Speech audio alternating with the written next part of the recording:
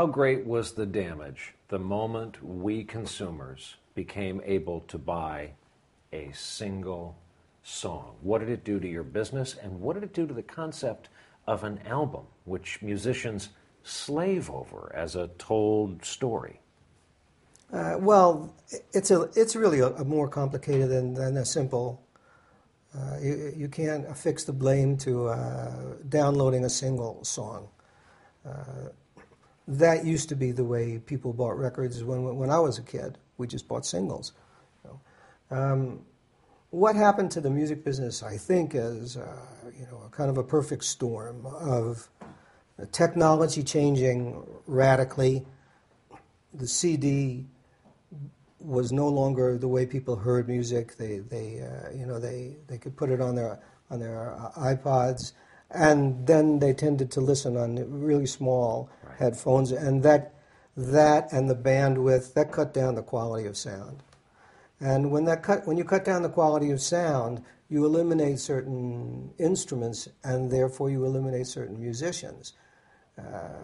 So that tends to bring you towards the simple beat, or the electronic beat, electronic bass, and maybe nothing else but voices, and that makes for singles. And the audience that listens to singles they're pretty young, like 11 to 15 or 11 to 16. So I think that's where the emphasis it leads you to assume that there's been a fundamental change in the music, but I really don't think so. I think there's a lot of music out there, and the musicians who are serious about playing, and most of them are, they think in terms of longer pieces, whether you want to call it an album or a symphony or whatever. They think in longer pieces than a 3-minute pop song. I regard the advent of auto-tune as an attempt to kill music. I regard it as a dishonest, cheap, I had hoped fleeting stunt.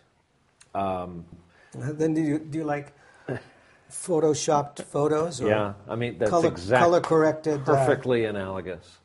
Because there's auto-tune and there's auto-tune. There's Lil Wayne, and then there's you lay down a track, somebody tells you almost got the key, and you say, we'll fix it in post, bring me up to match what I need to be.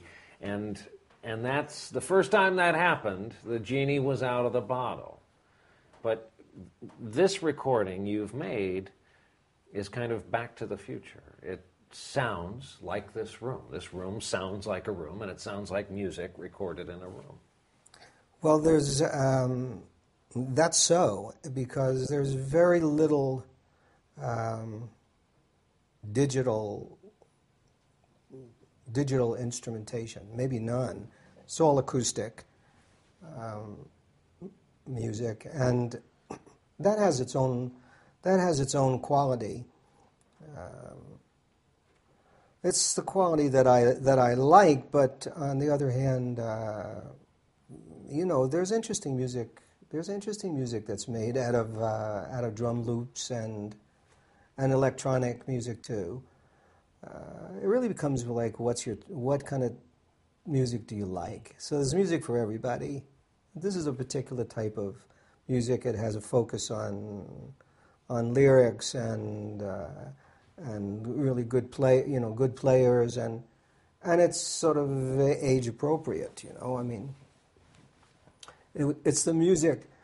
This is a logical extension of music that began in the 60s and that I began to do in the 60s, when the albums evolved, from Sgt. Pepper to all of the big albums of the 60s, Bridge Over Troubled Water, Blonde on Blonde, all those, where the songwriter was important and the production was important. And this album is a continuation of that musical philosophy.